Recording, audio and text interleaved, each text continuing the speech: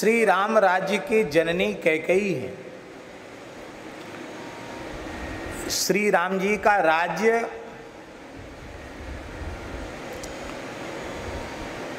आदर्श है राजाओं के लिए, और जब तक यह सृष्टि रहेगी, राज्य की बात आएगी तो लोगों को राम राज्य की ही परिकल्पना करनी पड़ेगी।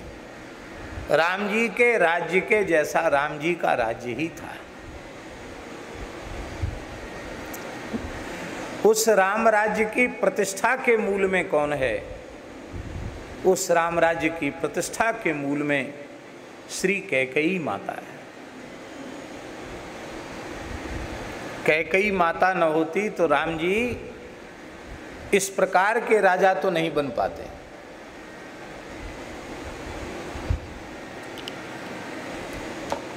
राज्याभिषेक की एक प्राचीन शास्त्रीय विधि है।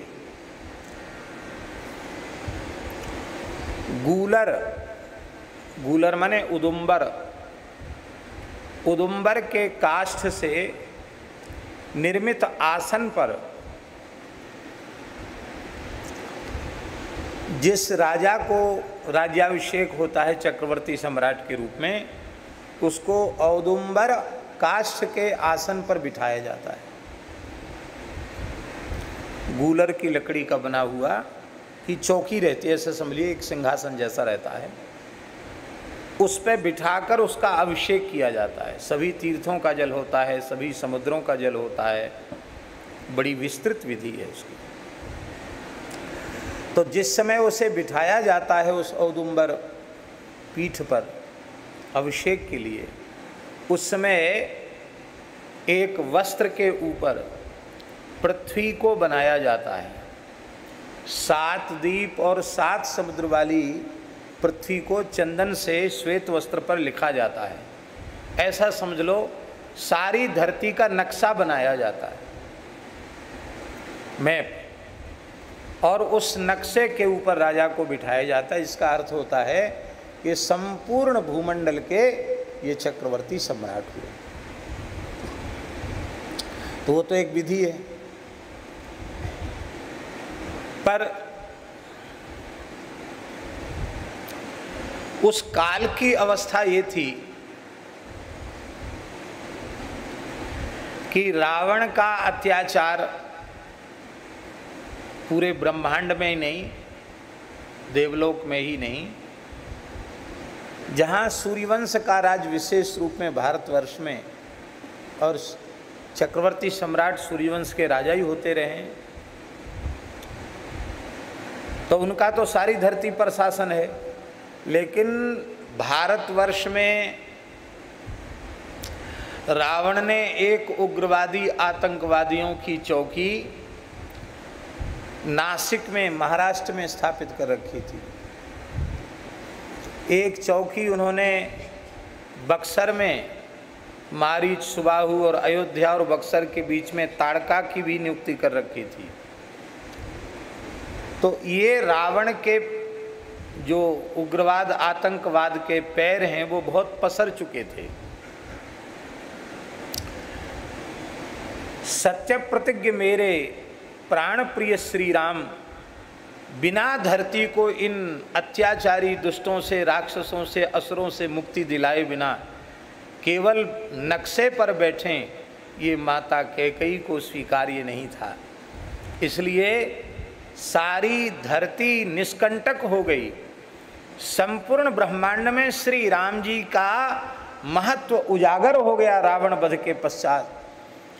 तब माता जी ने श्री राम जी को सिंहासनासीन होने दिया।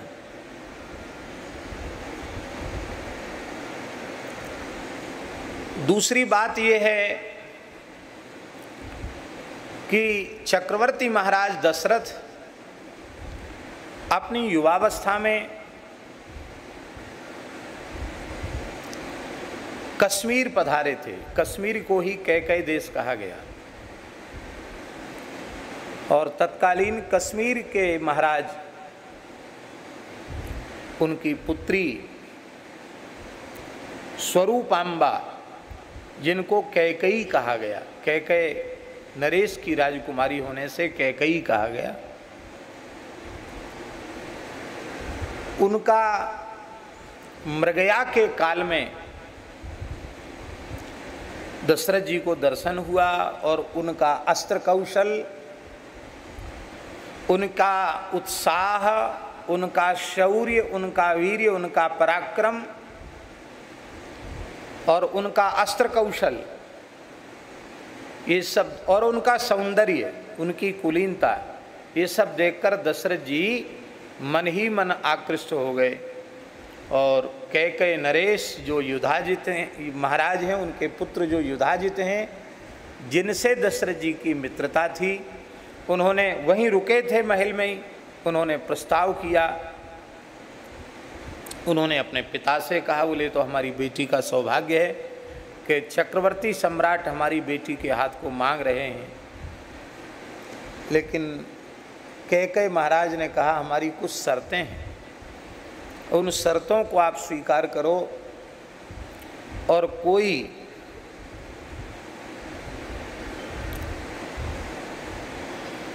प्रामाणिक पुरुष मध्यस्थता करे हमारी आपकी, तो ये संबंध हो सकता है।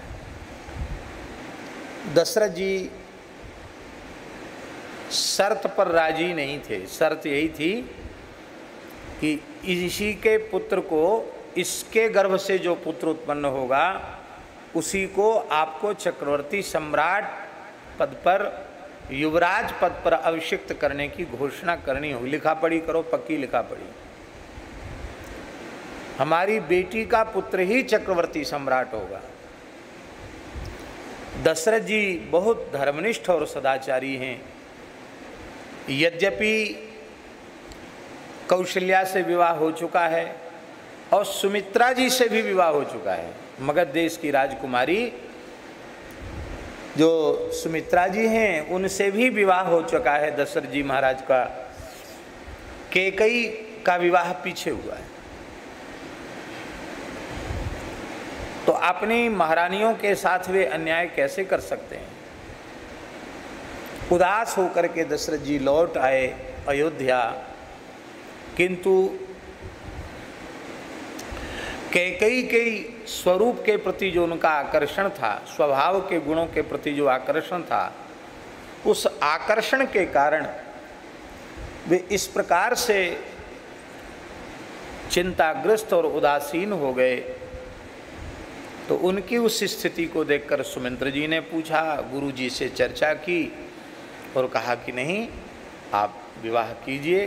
गुरुदेव की अनुमति हुई और वशिष्ठ जी की, सुमंत्र जी की उपस्थिति में ये निश्चय हुआ, विवाह के साथ ही इसका पुत्र चक्रवर्ती सम्राट होगा।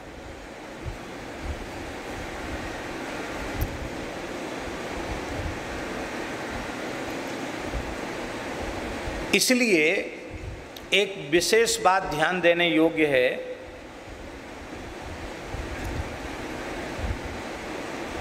कि कैकेयी के यह वरदान मांग लेने के बाद दशरथ जी भी बहुत अधिक जोर नहीं दे सके, क्योंकि प्रतिज्ञाकर्ता को पूरी तरह विस्मृत हो जाए ये तो संभव नहीं है। दूसरी बात यह है कि गुरु वशिष्ठ जी महाराज भी उस प्रतिज्ञा के साक्षी थे, इसलिए उन्होंने भी अपने अधिकार का प्रयोग बहुत अधिक नहीं किया। जो जही पित देहि सो पावे टीका, मानस जी की पंक्ति, जही पित देहि सो पावे टीका। पिता जिसको देते हैं वही तिलक का अधिकारी है। मानो श्री वशिष्ठ जी भी स्वीकार कर रहे हैं कि दशरथ जी तो तुमको ही युवराज बनाने की पहले ही घोषणा कर चुके हैं, तुम्हारे जन्म के बहुत पहले ही। अब ये तो पारस्परिक प्रेम है चारों भाइयों का कि उसमें बड़े का आदर सब करते हैं, बाकी स्थिति है। यह भी बातें कही जाती हैं। देखो, 3 इच्छाएं प्रत्येक मनुष्य के भीतर होती हैं। एक इच्छा तो उसको ये होती है कि हमारी संतान बहुत अच्छी हो, होनी भी चाहिए, पुत्र भी होना चाहिए, पुत्री भी होनी चाहिए, और ऐसे होना चाहिए जो हमारा नाम उजागर करें, रोशन करें। ये सबकी इच्छा होती है। जिनके पुत्रेष्णा नहीं होती है उनके जीवन में पुत्रेष्णा वेश परिवर्तन करके आ जाती है, पुत्रेष्णा ही शिष्येष्णा बनकर आ जाती है। अब गृहस्थियों के तो संतान होगी, और जो बचपन से ही साधु हैं, विरक्त हैं, उनके तो संसार वाली प्रक्रिया तो है नहीं, तो उनकी तो शिष्यों से ही परंपरा चलेगी कि नहीं चलेगी। तो बड़े बड़े विरक्तों के मन में भी पुत्र की इच्छा तो जो संसार में प्रविष्टि नहीं तो कोई संभव ही नहीं, पर शिष्येष्णा उनको होती है कि उत्तम शिष्य हमें प्राप्त हो।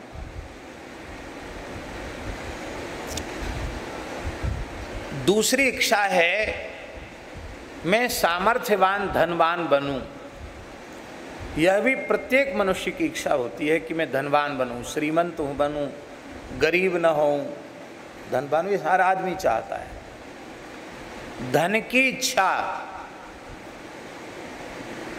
प्रायः जहां तक मनुष्यता है वहां तक धन की इच्छा बनी रहती है।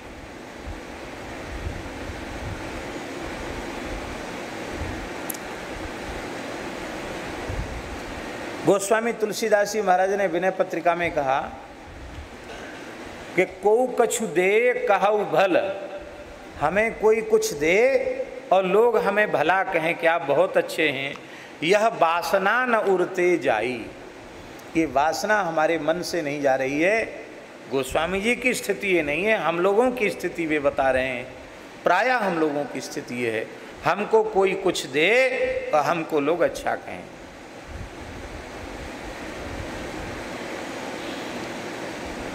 आप कहेंगे भाई गृहस्थाश्रम में तो धन की अनिवार्यता है, धन के बिना बेचारे क्या करेंगे। अब बेटी विवाह के योग्य है, बेटी के ब्याह में कुछ न कुछ लगेगा, कहाँ से लाएंगे। मान लो कोई नातेदार रिश्तेदार सहायता करेगा तो वो तो व्यवहार है, उन्होंने तुम्हारी सहायता की तो उनके यहाँ बेटा बेटी के ब्याह काज में तुमको भी सहायता करनी पड़ेगी। नहीं सहायता करोगे तो फिर वो रिश्तेदारी वहीं टूट जाएगी, समाप्त हो जाएगी। ऐसा होता है कि नहीं संसार में। लोग यहाँ तक कि लिख लेते हैं उसने क्या किया था, क्या दिया था, उसी हिसाब किताब से व्यवहार चुकाते हैं। अब जो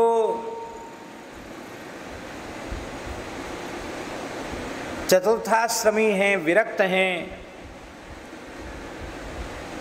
जिनके कोई संसार नहीं, कोई नाते रिश्तेदारी नहीं, कोई बेटा बेटी नहीं, दो पैसा की किसी की नौकरी नहीं, उनको धन की क्या आवश्यकता है।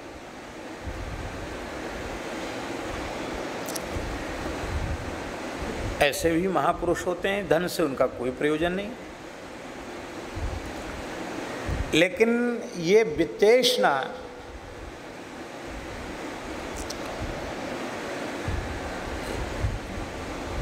प्रवृत्ति मार्गी जो हैं गृहस्थ, उनके सामने तो प्रत्यक्ष वित्तेष्णा ही बन के आ जाती है।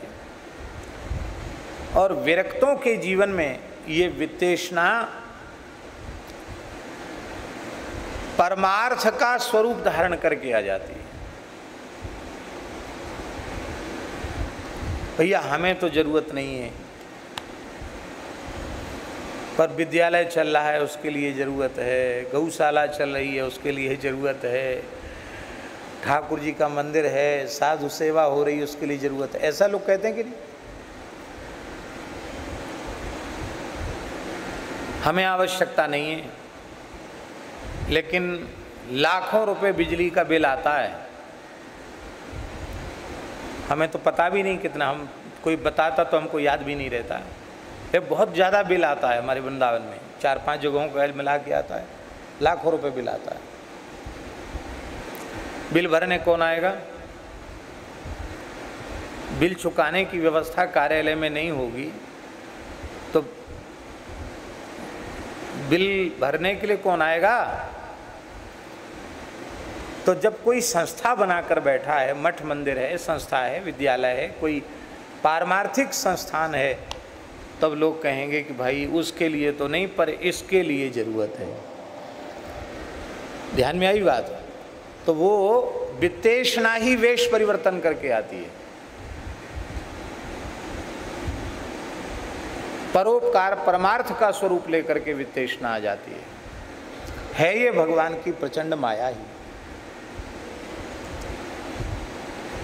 तीसरी सबसे भारी जो दुर्निवार इच्छा है वह है लोकेशना। संसार में मान बढ़ाई, पद प्रतिष्ठा, पूजा की कामना, ये सबसे भारी है। ऐसे भी महानुभाव महापुरुष भये हैं जिनके जीवन में पुत्रेषणा बिल्कुल नहीं, शिष्येषणा भी नहीं, न शिष्य न पुत्र, कुछ नहीं, किसी को चेला ही नहीं बनाते।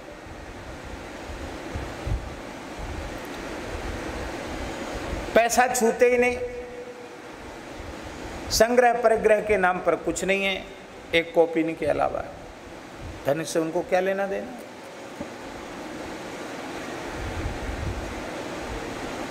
पर इस प्रकार की रहनी में रहने वाले भी यश, प्रतिष्ठा, प्रशंसा, इसकी कामना का त्याग नहीं कर पाते हैं।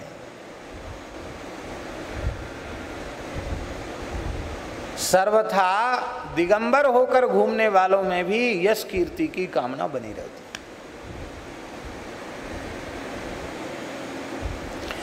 और इन तीन इच्छाओं में, शुक्ला जी, इन तीन इच्छाओं में सबसे भारी है लोकेशना। और इस लोकेशना का ईमानदारी से कोई त्याग कर दे तो पुत्रेशना वित्तेशना अपने आप समाप्त हो जाएंगे।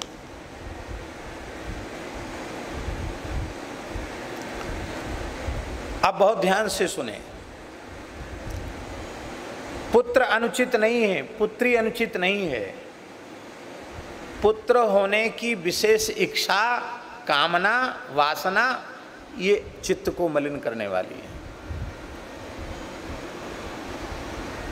शिष्य की निंदा नहीं है, शिष्य बनाने की भूख। बड़ा कोई नेता दिखाई पड़ गया तो ये जरूर चेला बन जाए तो अच्छा है, अभी तो सांसद है, कभी प्रधानमंत्री बन जाएगा तो हम प्रधानमंत्री के गुरु हो जाएंगे, राष्ट्रपति के गुरु हो जाएंगे।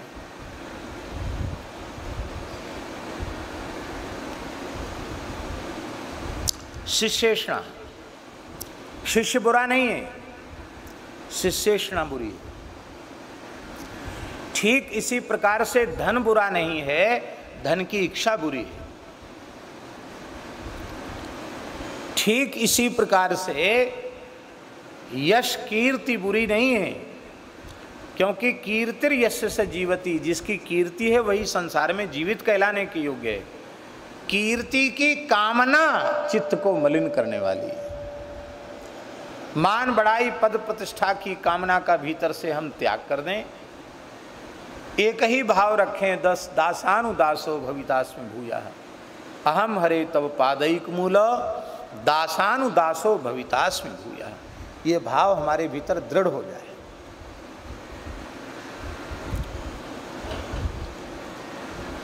और ये भाव दृढ़ नहीं होगा तो जिसको पुत्रेषणा और वित्तेषणा, शिष्येषणा बिल्कुल नहीं थी, पर लोकेषणा का संस्कार उसके मन में था, उसका दुष्परिणाम ये हुआ कि धीरे धीरे बिना चाहे लोकेशना की कामना होगी तो संसार में जो चीज़ चाहोगे वो चीज़ मिलेगी, मान बढ़ाई, पद प्रतिष्ठा खूब मिलेगी, भीड़ इकट्ठी होने लग जाएगी। अब तक तो जहाँ बैठ के भजन कर रहे थे किसी को कोई इतराज़ नहीं था, अब भीड़ इकट्ठी होने लग गई तो जिसका खेत है उसको बुरा तो लगेगा ही। उसने करे बाबा जी यहाँ कब्जा करने के लिए आ गए, उसने कुछ अभद्र व्यवहार किया तो भगत लोग बैठे थे, उनको बड़ी पीड़ा हुई। उन्होंने कहा महाराज जी कोई बात नहीं, ये चाहे जितनी महंगी मुँह मांगे पैसा देके आप गंगा जी का किनारा छोड़ नहीं सकते, आपको ये जगह अच्छी लगती है, हम लोग खरीद लेते हैं। अरे नहीं नहीं बच्चा, हम तो दूसरी कहीं जगह, नहीं नहीं महाराज, हम लोग आपके सत्संग से दर्शन से वंचित हो जाएंगे। भक्तों ने जगह खरीद ली, बाउंड्री भी बन गई, निर्माण भी हो गया थोड़ा बहुत। फिर भक्तों ने कहा महाराज कभी कभी हमारी भी इच्छा होती एक रात आपके पास रह के कुछ सत्संग लाभ करें, वहाँ तो भोग प्रधान रजोगुणी वातावरण, यहाँ अच्छा लगेगा। अब जिन लोगों ने पैसा दे के ज़मीन खरीदी उनको मना बेचारे बाबा जी कैसे करें। चलो जैसी भगत तुम्हारी इच्छा, उन लोगों ने भी बना लिया। आना जाना धीरे धीरे शुरू हो गया। अब संसार के लोग तो संसार की बात ही सामने रखेंगे, अपनी समस्याएं कहेंगे, उनमें कभी सुखी होना पड़ेगा, दुखी भी होना पड़ेगा, आशीर्वाद भी देना पड़ेगा, सब काम करने पड़ेंगे, सब नाटक करने पड़ेंगे। अब धीरे धीरे कहेंगे महाराज मंदिर बन जाए तो अच्छा है, मंदिर भी बन गया, गौशाला बन गई, पुजारी की ज़रूरत है, गौ सेवक की ज़रूरत है, त्यागी तपस्वियों की जमात आ गई, बोले सिद्ध बन गया है, गृहस्थियों में भगवान बना बैठा है, पूज रहा है। साधुओं के लिए, त्यागी तपस्वियों के लिए खाक चौक नहीं बनाया, संत निवास नहीं बनाया, खाली गृहस्थियों के लिए भवन चुनवा दिया है। 10-5 खरी खोटी महात्माओं ने सुनाई, भक्तों ने कहा नहीं महाराज जी कोई बात नहीं, संत निवास भी बनवा देते हैं, अतिथिशाला भी, क्या परेशानी है, आपकी कृपा से कोई कमी तो है नहीं। अब इतनी बड़ी व्यवस्था कायम हो गई। अब भगत ही लोग कहने लगे महाराज जी आप तो वृद्ध हो रहे हैं, आगे क्या होगा, इतनी बड़ी संपत्ति है, हम लोग गृहस्थी यहाँ भले ही ट्रस्ट बना दिया है, तो हम लोग तो हमेशा यहाँ रह नहीं सकते, आप अपने स्थान पर किसी को नियुक्त कर दीजिए। बोले बच्चा हम तो चेला वेला बनाते नहीं, लेकिन महाराज संस्था के लिए तो बनाना पड़ेगा।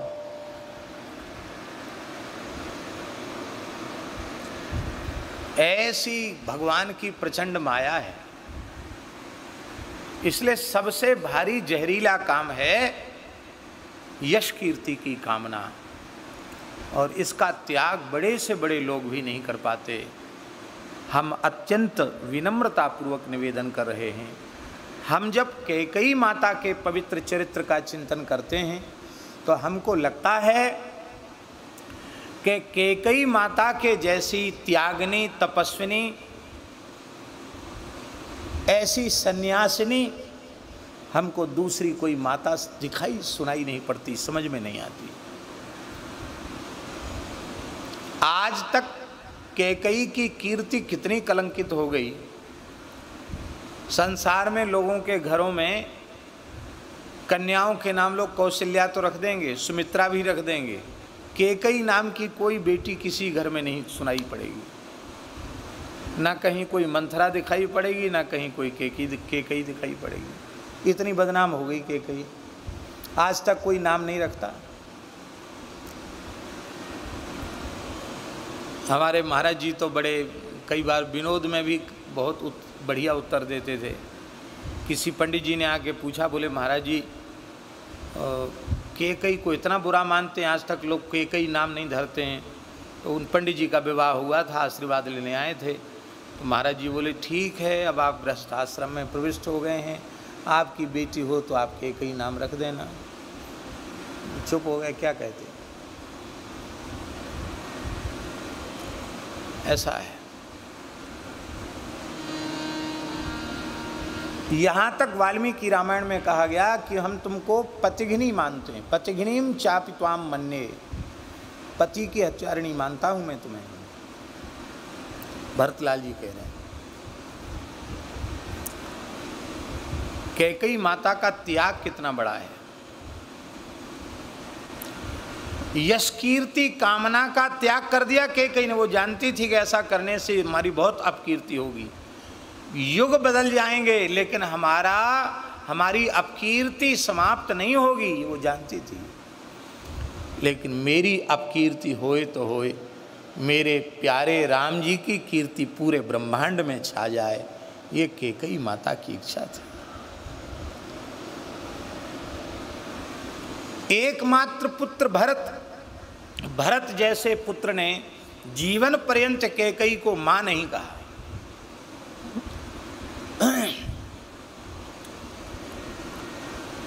मुंह भर के बोलते नहीं थे, देखते ही नहीं थे उनकी ओर, ऐसी दृष्टि रहती थी भरत जी।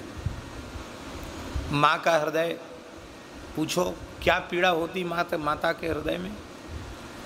वो जानती थी कि हमारे इस कार्य से मैं भरत जैसे पुत्र की जननी होकर जीवन पर्यंत अपने बेटा भरत के प्रति जो वात्सल्य मैंने किया उससे मैं वंचित हो जाऊंगी।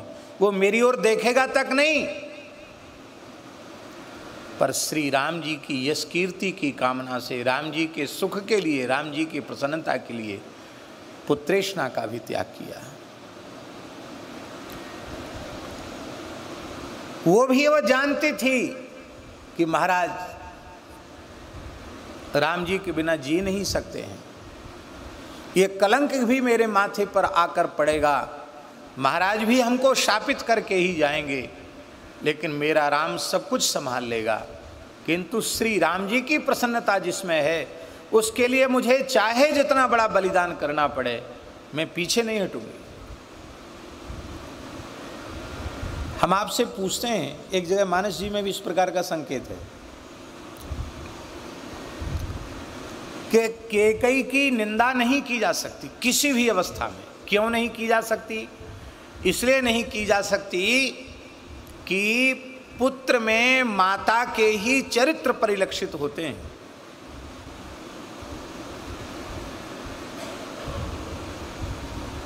शास्त्रों में लिखा है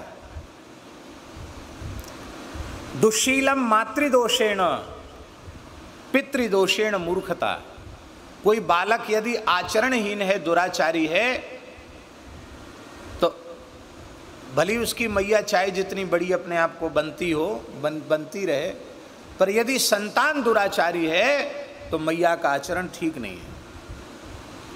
माता के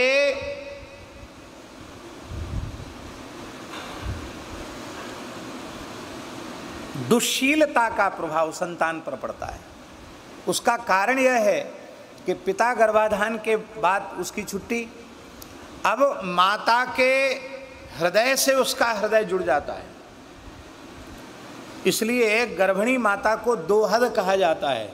उसके दो हृदय होते हैं, एक अपना हृदय, एक बालक का हृदय भी उसका हृदय होता है। माता के रक्त से उसका पोषण होता है, इसलिए माता के ही सारे संस्कार, मातृकुल के ही सारे संस्कार पुत्र अथवा पुत्री में आते हैं। तो बेटा बेटी आचरणहीन है तो निश्चित माता के आचरण में गड़बड़ी है, या उसने जन्म से ठीक संस्कार नहीं दिए, गर्भ से ठीक संस्कार नहीं दिए। प्रेम मूर्ति भरत, भरत जैसे महान अनुरागी प्रेमी संत को प्रकट करने वाली माता कैकेयी क्या सामान्य माता हो सकती है? इसलिए भगवान ने कहा कि वे ही दोष दे सकते हैं जिन्होंने संतों की सभा का कभी सेवन नहीं किया है। भरत की माता कैकेयी को कभी दोष नहीं दिया जा सकता। अद्भुत है कैकेयी माता का चरित्र। इसी लीला को एक पद के माध्यम से बक्सर वाले मामा जी ने वर्णन किया है। एक खेल किया रघुनंदन ने बचपन में मझली मैया से, एक खेल किया रघुनंदन ने बचपन में मझली मैया से, विजयिनी सदा की कैकेयी हारी निज राम रमैया से। बहुत प्यारा पद। एक खेल किया रघुनंदन ने बचपन में मझली मैया से, एक खेल किया रघुनंदन ने बचपन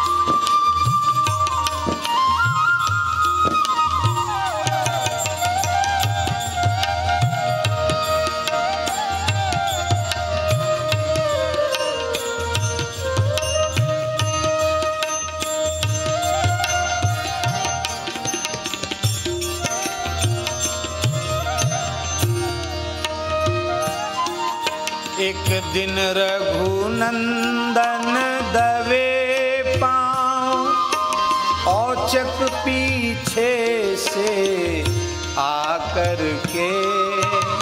एक दिन रघुनंदन दबे पाँव, औचक पीछे से आकर के। कर कमलन मोदी लई अखियाँ, मैया की नजर बचा कर के। कर कमलन मोद लई अखियाँ, मैया की नजर बचा कर के। एक खेल किया रघुनंदन ने, एक खेल किया रघुनंदन ने। धीरे से दबे दबे पांव आकर राम जी ने नजर बचा के माता कैकेयी के दोनों नेत्र अपनी कोमल कोमल अंगुलियों से बंद कर लिए, आंख मूंदी। अब ठाकुर जी कुछ देर तक मौन रहे। कैकेयी समझ तो रही स्पर्श से कि स्पर्श किसका है। मां बताओ किसने आपकी आंख बंद की है। यद्यपि मां को कहना चाहिए था, लेकिन ये तो नटवर की लीला है, जो करवाना चाहेंगे वही होगा।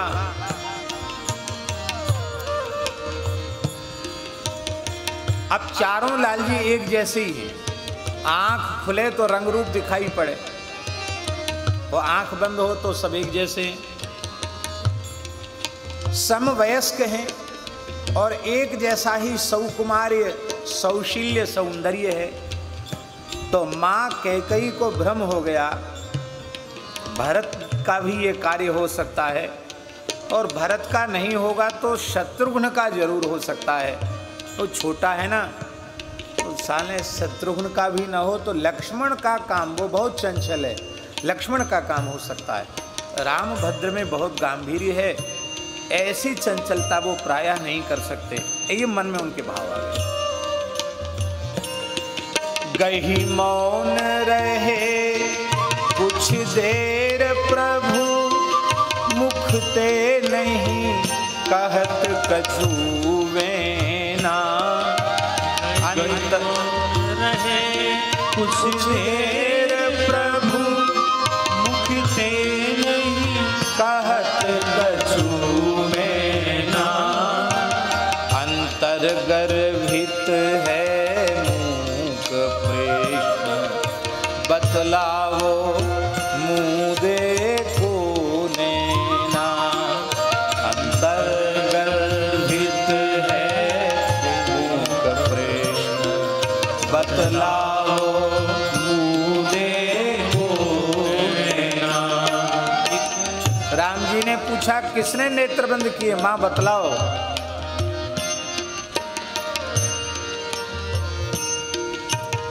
नटवर की अग्रिम लीला का अति गूढ़ भेद मां पा न सकी। भरसक अनुमान लगा करके भी नाम सही बतला न सकी। हाँ, नाम सही बतला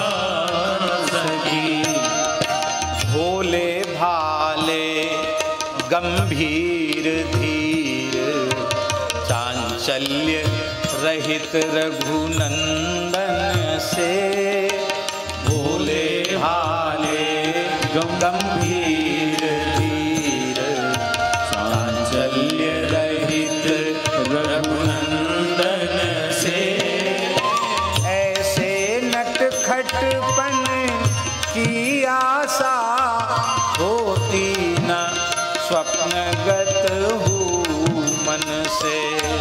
ऐसे नटखटपन की आशा होती न स्वप्नगत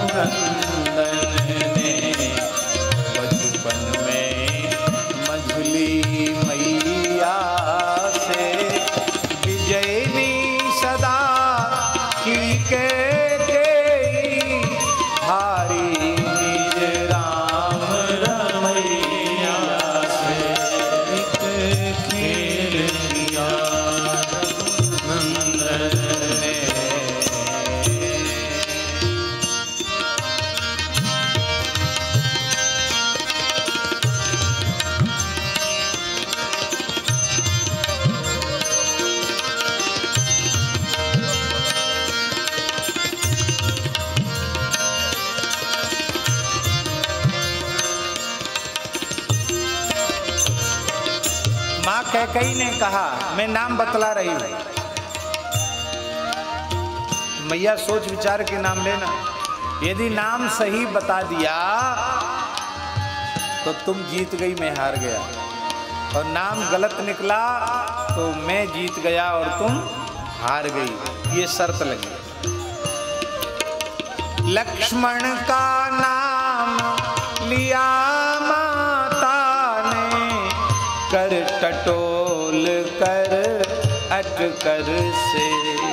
लक्ष्मण का नाम लिया माता ने, कर टटोल कर अटकर से।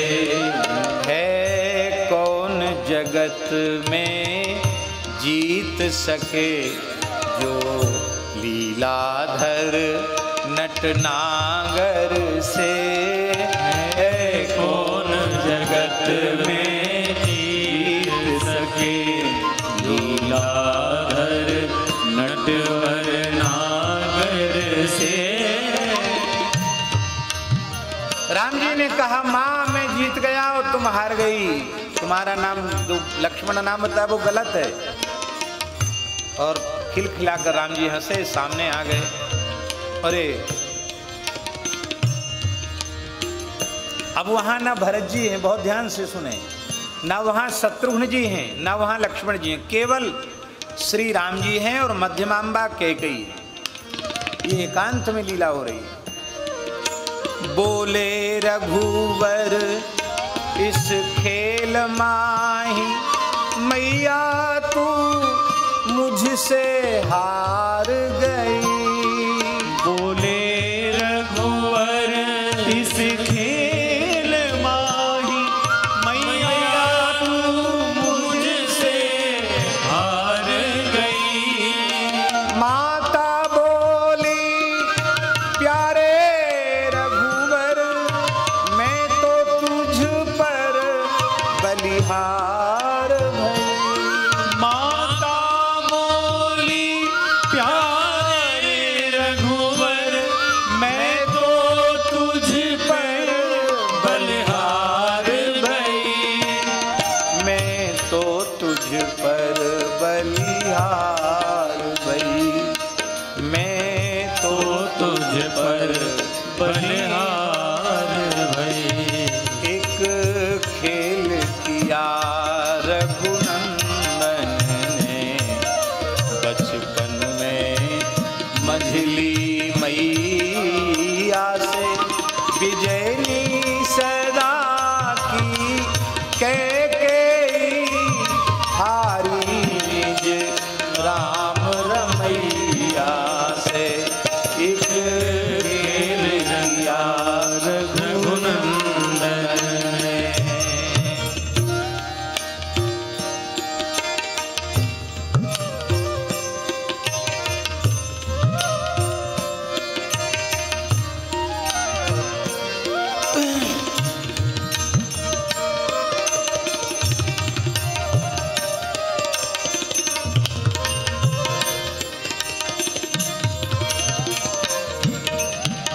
माँ कैकेयी आनंद में भर गई। बलिहारी रामभद्र, तुम्हारी इस मधुर बाल लीला पर मैं सर्वस्व न्यौछावर करती हूँ। देखो लाल, जो हारे वह कुछ देता है, क्रीड़ा में जीतन हारे को। जो हारे वह कुछ देता है, क्रीड़ा में जीतन हारे को।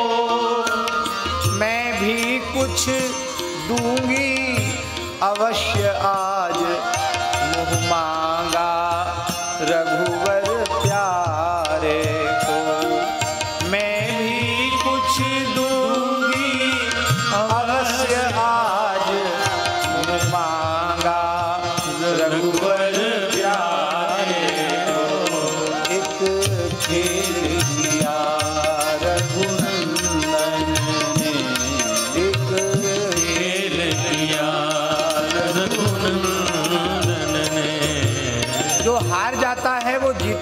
कुछ देता है। मैं हार गई, मैंने आज तक कभी हार का मुख नहीं देखा। मैं सदा की विजयिनी कैकेयी हूं, पर तुमसे तो मेरी हारने में ही शोभा है। लाल, आज मैं तुम्हें अवश्य दूंगी, मुंह मांगा दूंगी। बोले रघुवर हाँ मांगूंगा, पर कठिन शर्त होगी मेरी। बोले रघुवर हाँ मांगूंगा, पर कठिन शर्त होगी मेरी। माँ बचन मुझे दो, जो चाहो पूरी इच्छा तेरी होगी। माँ वचन मुझे दो, जो चाहो पूरी इच्छा होगी तेरी, पूरी इच्छा होगी तेरी। एक खेल किया रघुनंदन ने, एक खेल किया रघुनंदन ने। मैं अवश्य मांगूंगा माँ, पर ऐसी खेल खिलौना मिठाई नहीं मांग लूंगा। मेरी शर्त बहुत कठिन होगी माँ, मुझे वचन देना पड़ेगा कि तुम जो चाहोगे मैं वही करूंगी। माता बोली दूंगी अवश्य, जो मांगोगे सो पाओगे। माता बोली दूंगी अवश्य, जो मांगोगे सो पाओगे। विश्वास मुझे है राम भद्र, जग हित कर ही करवाओगे।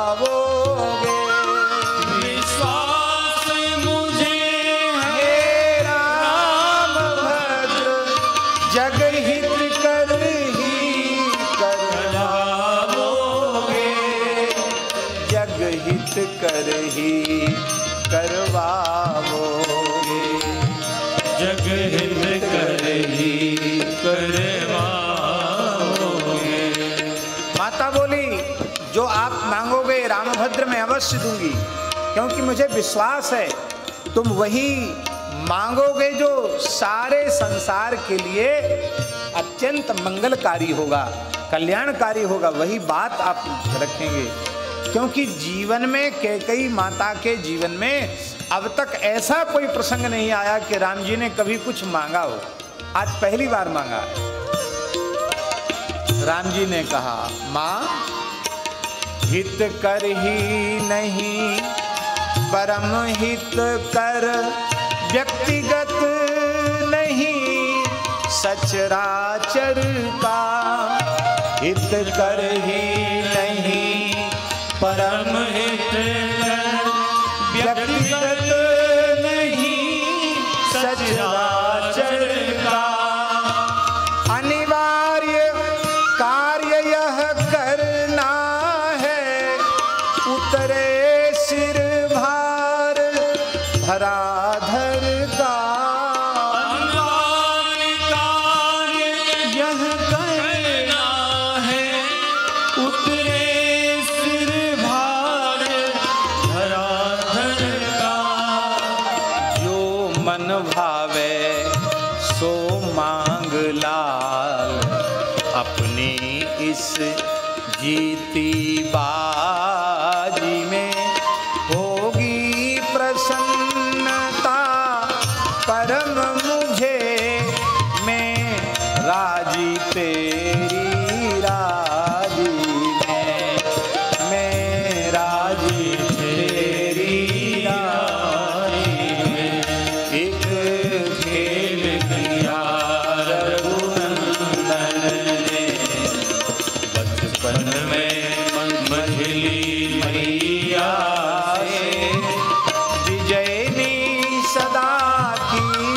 कैकेयी हारी निज राम रमैया से। भगवान ने कहा, राम जी ने कहा, मां हितकर नहीं परम हितकर, व्यक्तिगत नहीं पूरे ब्रह्मांड का इसमें हित है। और ये कार्य करने में ही शेष जी का भार सिर से उतरेगा। ये धरती का भार हरण करना है, यह अनिवार्य रूप से कार्य करना है। कैकेयी माता ने कहा कि राम इतनी लंबी चौड़ी भूमिका बनाने की आवश्यकता नहीं, जो चाहो वो मांग लो, क्योंकि आप बाजी जीते हुए हैं, मैं बाजी हारी हुई हूं, और मुझे तो प्रसन्नता उसी में है जिसमें तुम्हारी प्रसन्नता। ना हमारा अपना कोई दुख है, ना हमारा अपना कोई सुख है। धन्य है, सरकार भी बड़े चतुर शिरोमणि हैं। माँ की ये बात सुनकर माँ की खूब प्रशंसा भी करते हैं। ऐसी ही आशा थी तुझसे, यह भाव और को पा सकता।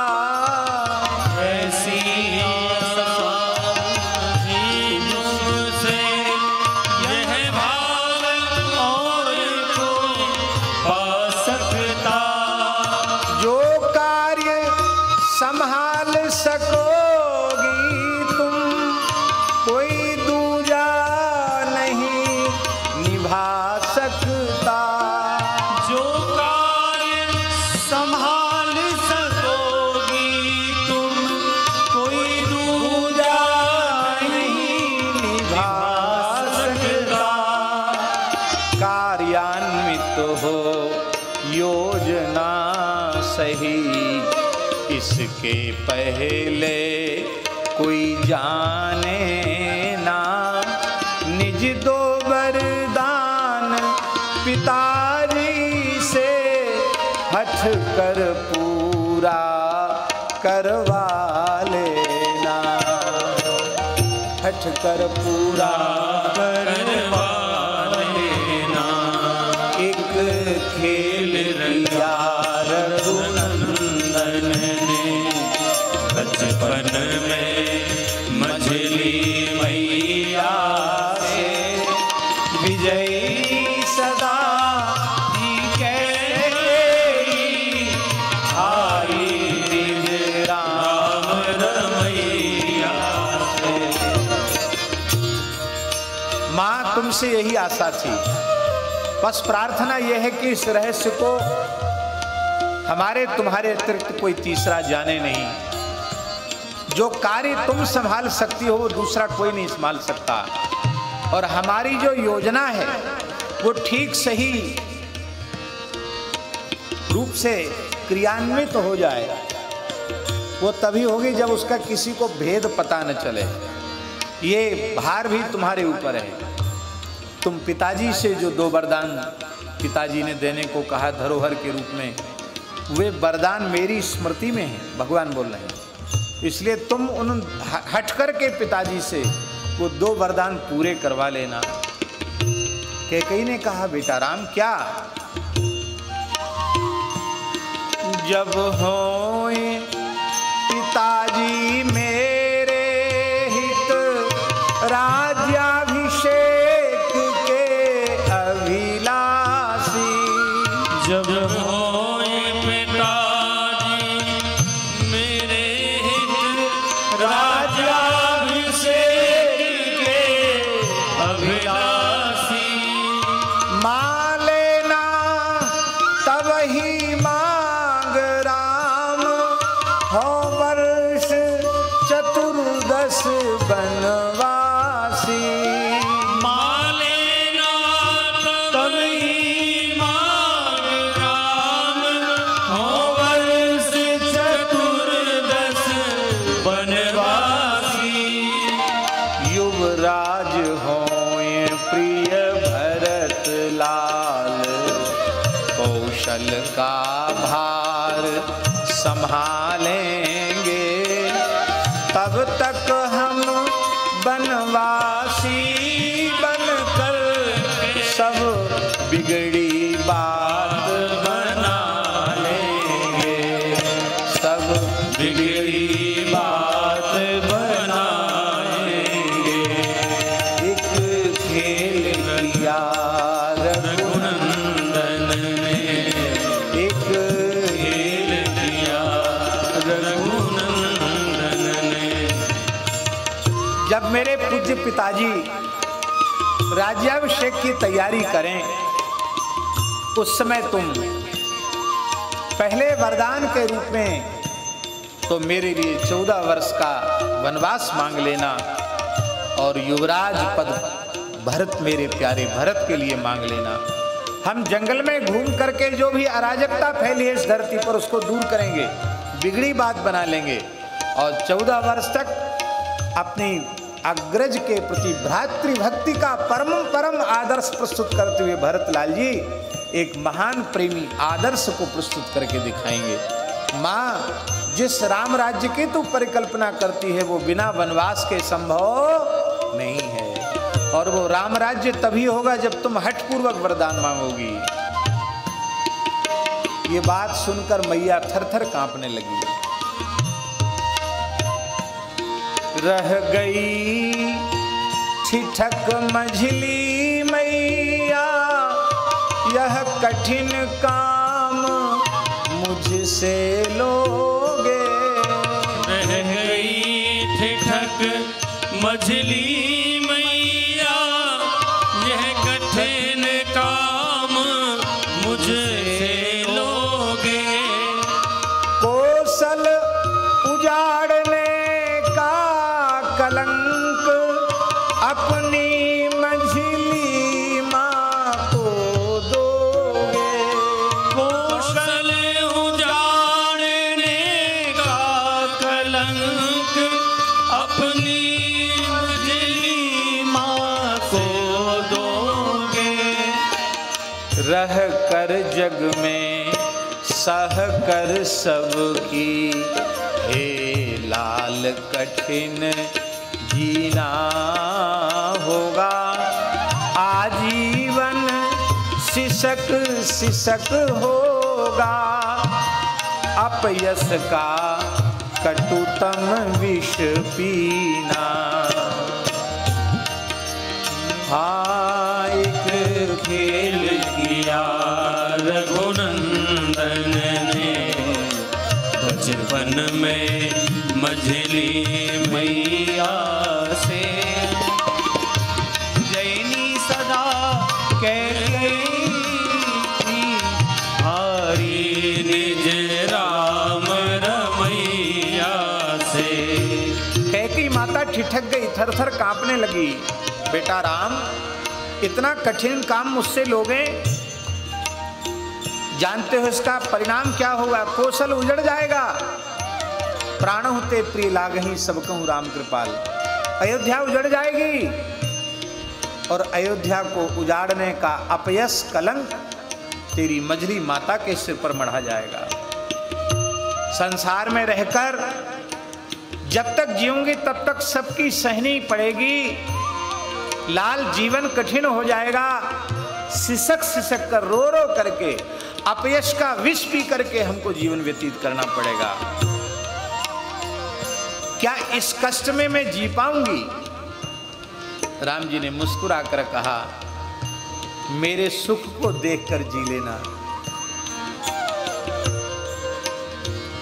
मेरी प्रसन्नता के लिए आपने ये कार्य किया, तो मेरा आपके प्रति जो अनुराग है, मेरी प्रीति में कोई कमी नहीं आएगी।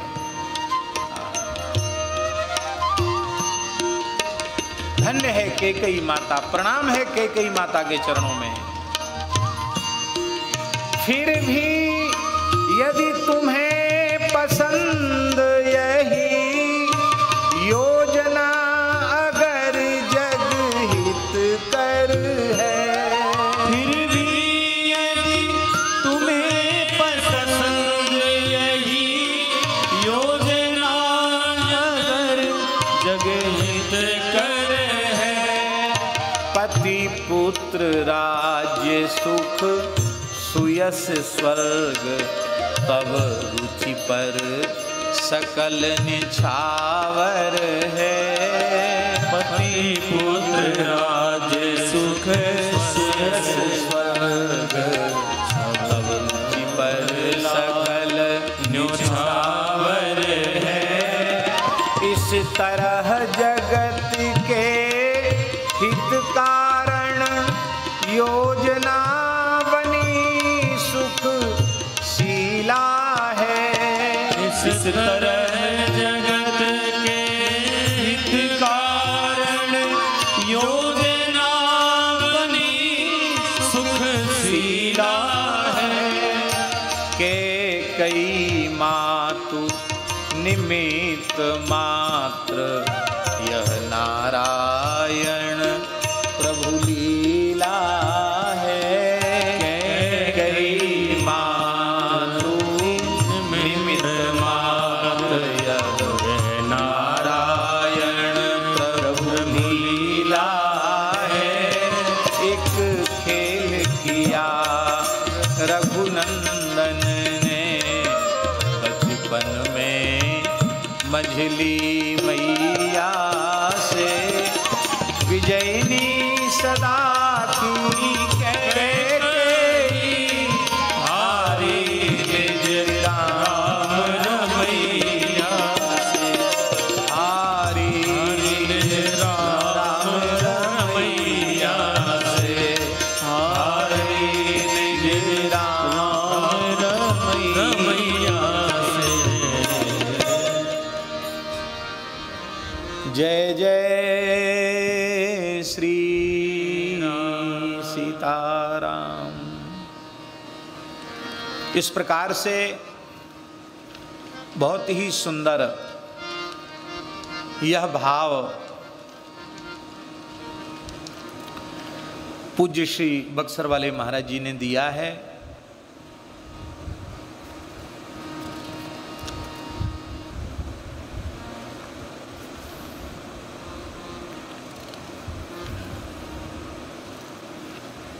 तो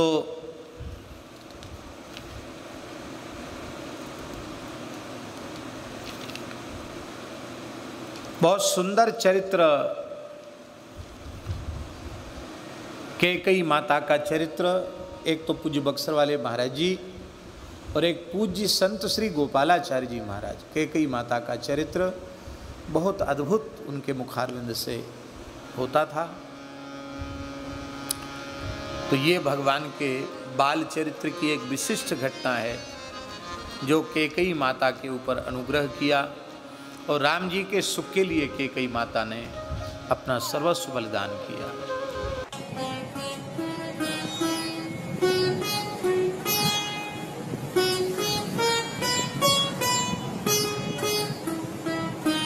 श्री सीताराम प्रतिदिन सत्संग एवं दर्शन के लिए श्री महाराज जी के ऑफिशियल चैनल को जरूर सब्सक्राइब करें।